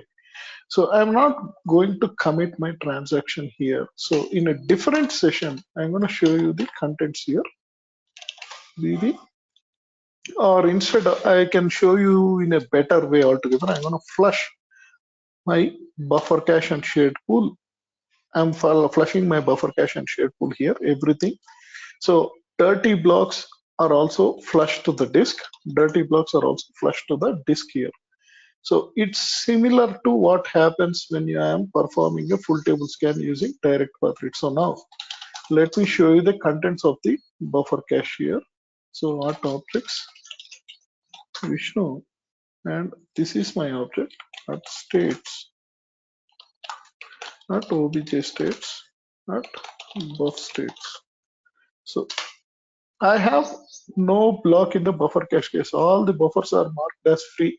So you have to remember one thing, $bh, even if you flush the buffer cache, not all the columns are updated. Not all the columns are updated. Here I don't have any blocks in my buffer cache, and moreover I'll show you. Select dbar fill, comma, count of star from $bh group by dbar fill. So, and moreover, I don't want this status to be free here. I just need the blocks which contain the data only were not equal to free group by dba or fill. So I have in my buffer cache as of now, I have close to 24 blocks related to my undo table space, and few other table spaces I have blocks, and then this is a system table space. Now in a different session, what I'm going to do is I'm going to initiate a full table scan here. Select avg of mark one from students, or select max of length of name from students. So this is obviously performing the full table scan using direct path read. Let me just show you that. Here, due to the fact that the dirty blocks contains the details regarding, the dirty blocks contains ongoing transaction details. So here, what happens is that indirectly you end up reading. Are you reading the blocks into your PGA, guys? Did I read more undo blocks into my PGA? Everyone? Sorry, buffer cache. Can you notice? Yes. So previously there were only 24 blocks, now 3,893 blocks. So you have to understand one thing. So I'll explain things more properly now. So full table scan, what happens is that you perform an object level checkpoint wherein wherein you write all the dirty blocks to the disk. These dirty blocks can also contain the transactions which are not yet committed. Not yet committed. So as soon as the full table scan starts, the object level checkpoint is complete, full table scan commences, you start reading the blocks into your PGA. So as soon as I read the block, I need to access the contents of this particular block. To access the contents of this particular block, first thing Oracle session will actually do, server process, whatever it is, when you are reading a particular block, the first thing, be it table block, be it index block, whatever it is, the first thing you would do is read the ITL portion. If the ITL part of your block actually contains details regarding ongoing transactions, you have to mandatorily read the undo block. Here, while performing the full table scan, if you have any blocks with ongoing transactions, or if the transactions are committed, FTS, full table scan started at suppose say 8 a.m. and 8:01 a.m. there are few transactions that came in and then modified the blocks and then committed also. The SCN of the block will be advanced here. SCN of the block will be advanced. So what happens here? In order to maintain the consistency part, I need to fabricate a CR block. But how do I get the old data? I need to read the undo blocks. So these reads, DB file sequential read in the context of full table scan, that too reading the undo blocks, you end up bringing these undo blocks into the buffer cache, not the table blocks. So indirectly, you end up bringing the blocks into your buffer cache. I'll talk about ITL portion and block level SCNs when I am talking about indexes, indexes. I'll talk about these things in great detail so that you get to see the true picture, true picture. For now, just remember that full table scan using direct path read, direct path read. If you have any ongoing transactions, or if the transactions are initiated and committed after the full table scan is initiated, after full table scan is started, so then you will end up reading the undo blocks. These reads will bring the blocks into your buffer cache. So FTS or direct path read indirectly can also bring blocks into your buffer cache, and these are especially undo blocks only. These are undo blocks only. It will not bring the table blocks, but instead it will bring the undo blocks. So coming back to the slide. So I'll try to explain this slide and then we'll wind it up. So I'm trying to introduce as many concepts as possible, guys. I'm trying to show you, the asynchronous IO behavior of database writer. I'm slowly introducing the concepts of ITL, ITL, interested transaction list or slots, whatever it is. And moreover, I'm also trying to show you how the undo actually works. So over the course of multiple sessions, you will see the true picture. Just for now, just remember that if you have ongoing transactions, or if the transactions are committed at a later point of time, before the full table scan has started, you end up bringing blocks, that to undo blocks, into your buffer cache. Table blocks, everything, the CR fabrication, everything will be done in the PGA itself, not in the buffer cache. So even only in the PGA itself. So now, back to my full table scan using direct path read. I essentially make use of asynchronous IO. I have already shown you that if file system IO options is set to set all, and if ASM, if I have disk async IO, by default this is set to true. In this case, I would end up making use of asynchronous IO. So row migration will not have any impact on the direct path read. So I'll talk about in depth regarding the row migration, how this will impact the performance. When it comes to full table scans, row migration will not cause any impact. It's the row chaining that actually impacts. You saw more DB file sequential reads. So the DB file sequential reads, you just saw. So row chaining actually impacts the performance of your full table scan. There is a very good catch here. Does this actually impact all the time? No. So there is also one, this is also one thing you need to remember. So I'm going to create the same table that I've done before.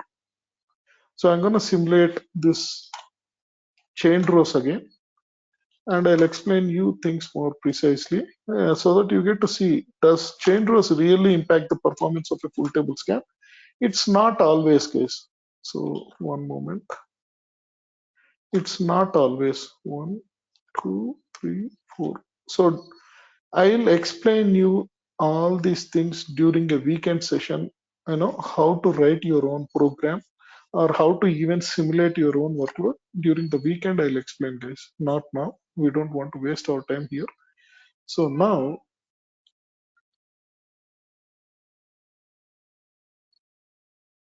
yes, this is true. Everything is correct. Why am I actually getting the error here? So I have to recreate. Okay, table is already used. Invalid number.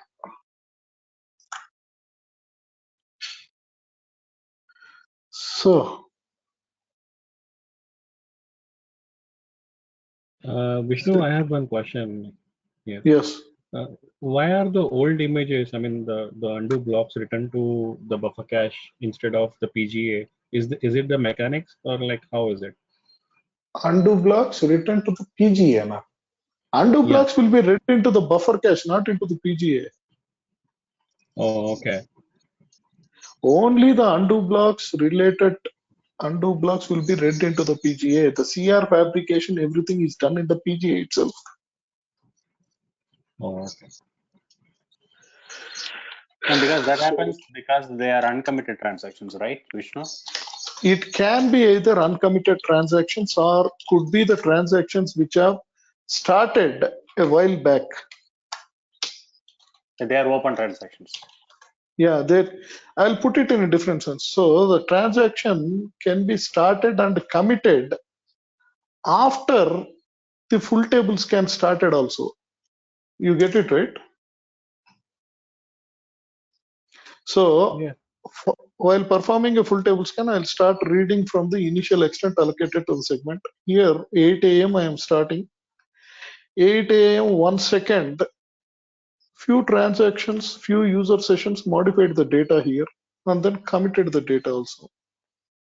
And moreover, the worst case, what happened? The database writer ended up writing these dirty blocks to the disk also. By the time it reached here, suppose say the size of the table is somewhere around 1 TB. So by the time it reached this particular part, the dirty blocks related to this particular transactions could be written to the disk, right? In this case, the block level SCN will be advanced altogether. So I'll talk about all these fundamentals later podcast, but for now, just remember that. So if the blocks are modified post full table scan and these blocks are returned to the disk, and moreover, if you have any ongoing transactions as well, in that cases, Oracle can bring the undo blocks to the buffer cache as well. That's the only thing you need to remember for now. Nothing more. So I now know exactly what the issue is. So I'll start loading the data again. So I think I'll do one thing is today I'll upgrade my server again. So this thing is very damn slow. So it's taking too much time to load the data. So once this is done, I'll try to wind up the session. So now I have more chain rows. So let me see the size of the table here. So the chain rows does not necessarily impact the performance of my full table scan all the time. You need to remember that. You need to especially remember that fundamental. So now I have the table here. So what I'm going to do is I'm going to close all these sessions up and then bring up a new session. I don't want things to be really confusing. So I'm bringing up the session here. So another thing is go through these videos again and again and again. So it is only then you will understand. And moreover, going through the video, you parallelly practice. So that is when you get to see things. And moreover, I'll tell you with 100% honesty, once you practice everything, whatever I am teaching, everything, if you are grasping it in 45 days, honestly speaking, cracking a Google or even a Apple interview is peanuts. So the kind of knowledge that you get is beyond what they have there. So now I'm going to run this particular thing here. So I have my students table. I'll perform an SQL trace here and then show you the behavior. SQL trace. Now select AVG of Mark 1 from, Mark 4 from students. The table has chained rows, guys. Now let's see from the storage perspective. So am I reading the second row piece using DB file sequential read here, guys? Everyone, can you notice, Yes. guys? Yeah. So the chained rows will not have the same effect every time. So what I'm going to do is I'm going to open up a different session here. So I'm not doing anything. I'm not changing the data. I'm not doing anything. All I'm doing is alter table move statement. I'm just recreating the segment again. That's it. I can use either online operation, alter table, students move online, or just move itself. So once this is done, once this operation is done, I'll execute the same query again, and let's see what happens.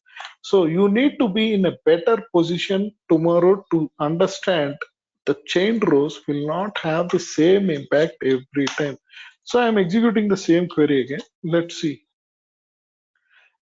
Did I see even a single? So I'll execute it once more. So did I read even a single additional block, guys? I have chain rows. Isn't it quite surprising, everyone? Did I read did I read or even make a single additional IO here apart from two or very less? So what could have happened here, guys? I'll explain you. I mean, just I'm trying to bring your curiosity here. So during the The first move, the chain rows has gone. That's what you mean? No, chain rows did not go anywhere. The chain rows are still there. So analyze table student, compute statistics, select chain CNT from DB underscore tables where table name is equal to students. I'm computing this. So I have all the chain rows. Every row is basically a chain row in this particular. So when we move the table, maybe all the blocks and extents are organized properly. So because of that, Yes. So when you are performing a full table scan, you read 128 continuous chunks, right? Continuous blocks, right? So when you Krishna, issue the your voice is alter, not clear. Hello. can you hear me now? No, it's the voice is like Very No, low. no, far. no. So can you hear me now? Hello. Yeah, it's better. So let me just rejoin. Let me just rejoin this. Don't disconnect. Let me just rejoin.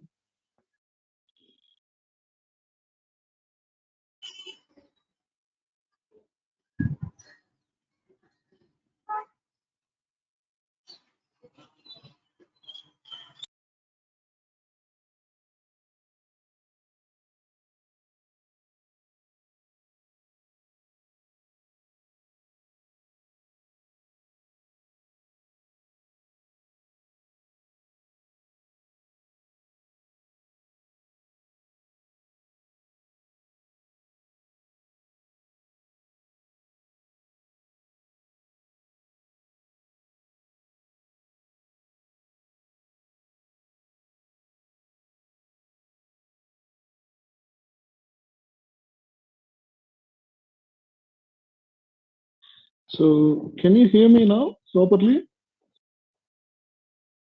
Yes, Yeah, much it's better. a Yes. little better. Yeah. Yeah, it's much better. So one moment. I think it has to do with my wife doing or cooking something. So now you need to understand one thing, guys. So full table scan using direct path read or whatever it is. So this is an extent. You end up reading, suppose your multi-block read count is 128. You end up reading 128 blocks in single IO operation, isn't it? Everyone? So here, if there is a row in this particular block which is chained row, and the second row piece, if it is present in the same batch, same 128 blocks itself, then Oracle does not require additional IO.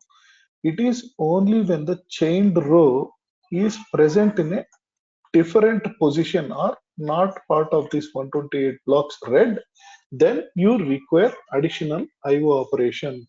So when I used an alter table move statement, what happened is Oracle reorganized the table contents. Even though I have chained rows, these chained rows are stored adjacently only, adjacently or basically in the same chunk itself. So that is the reason why I didn't end up seeing more DB file sequential reads. So the chain rows do have an impact on the performance of my full table scan, provided that the second row piece is not present in these 128 blocks which I have read. Now do you see the picture, guys? Yes. So this is the true explanation as to why full table scan requires additional reads, especially when you have chain rows. And moreover, in certain situations, you may not even notice this thing coming up. So in certain situations, you may not even see this coming up. So what if I loaded the data into the table using a single session?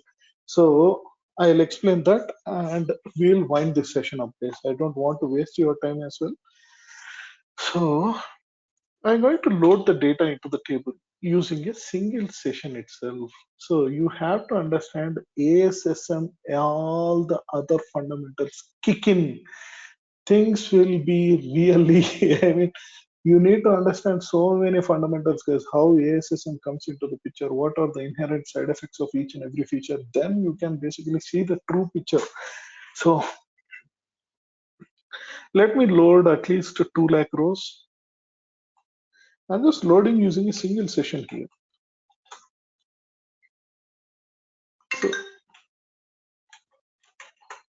So give me a minute. So, yep, this is more than enough. I loaded the data into the table using a single session only, not multiple sessions. Now, at active, this is my show user. Now, SQL trace. I'm going to run a statement on this particular table. Select AVG of Mark4 for students. So here also I am ending up seeing these things. So usually I should not see these. So I think I'll explain this behavior when I'm actually dealing with ASSM and everything is. So for now, just ignore this particular part. We'll talk about these things in the later session. So for now, just remember that once you reorganize the table using the alter table move, even though you have chained rows, things will not, it will not affect the full table scan performance. So there are other concepts as well that are interlinked. Clustering factor and multiple sessions and ASSM coming into the picture, and also the batched API also that come into the picture. So there are too many concepts. So I'll try to explain each one of these things. So this alone will take more time for me to explain. So we'll just wind up for this thing today. So anything else, guys? I'll stop the recording for now. Any doubts here, guys? So Vishnu, in the last example, you expected direct path read, right? Rather than it was showing DB file Yeah, sequentially. yeah. Because frankly speaking, what happened was Mhm. I was using the batch API here. Batch API is a different beast, guys. Batch API is a different beast here. I mean, it can create more chain rows or. No. Chain rows will be the same. So that behavior you will get to understand it slowly, guys. So when I'm talking about clustering factor and how ASSM impacts, then you will get to see. It's too early to talk about these things. So the things are way too complicated. So I'll put it in a different sense. So the clustering factor, the clustering factor of an index can be really high, right, everyone? I'll just go show you in a different perspective here. So I'll just change all these things up. So why did these things come into the picture? So I'll put it in a different sense here. So I have the students table here. So I'm going to convert this as a primary key here. Student ID, I'm going to convert it as a primary key. I'm going to insert only, suppose say, each session will end up inserting, suppose say 10,000 or 100k rows. So I'll end up inserting totally on a total, I'll end up inserting 1 million rows. So let me just load this particular thing up. So the student ID is basically the primary key here. The load is complete. I have loaded 1 million rows into the table. At gather stats students. So this index is a primary key index, guys. Now select index name clustering factor from dba underscore indexes where index name is equal to. I used a batch API here. So the clustering factor, is it close to the number of rows? 1 million rows I have loaded. Can you notice here, guys, everyone? Yes. So subsequently, what I'm going to do is I'm going to use one session only to insert the data, but moreover, I'm still using my batched API here. So let it load. Post the load, what I'm going to do is I'm going to gather the stats again. Can you please upload the Google Drive? Hey guys, Jishan Moin is requesting for the image. I mean, did anyone upload to the Google Drive, guys?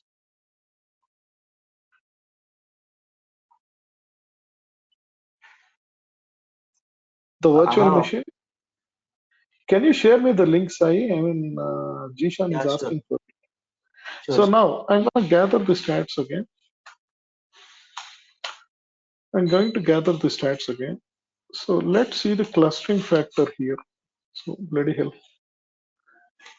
So the index name actually is different now. Let me just show you the, what is the clustering factor here, guys? A single session loading the data into the table. Can you notice a significant difference in the order of close Yes. to 80 times or 90 times? So I'll make things even more interesting. So here I'll, instead of going with batched API, I'll go with the regular API, wherein each insert statement ends up inserting a single row. Each execution ends up inserting a single row.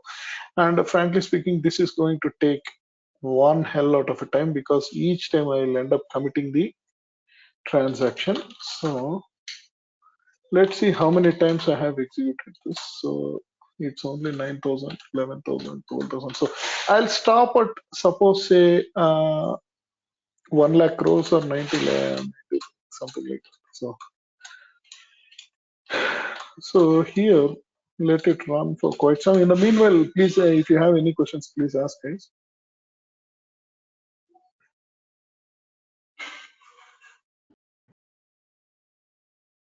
Vishnu, bringing of undo blocks when we are having the direct path read scenario is right. Yeah. So that is still applicable for DB file scattered read as well, right? When we are performing a full table. No. DB file scattered read, you are basically reading the blocks into your buffer cache, right? Buffer cache. So if you have, yeah, you will end up bringing undo blocks also. Okay. So basically, the fun fact is if you have an open ITL slot, or if the block SCN is way more advanced, you need to fabricate a CR block. For that, you need to mandatorily read the old data from the undo table space. There is no other go. Yeah, but that will be again, yeah, it should be through DB file sequential read only. Okay. Yeah. So don't get really, I'll put it in a different sense. Yes, whoever actually talks to me actually feels like, they know, I mean, very little stuff, or, they feel really frustrated. So there are too many internals. So I'll put it in a different sense. Use your time more wisely and prepare things. And moreover, I'll put it in a different sense. I have gone beyond a certain level wherein, everything that I saw basically had issues. So The blogs, everything, books and everything, they only publish the information they want you to see, not the things that actually cause issues. You get it, right, everyone?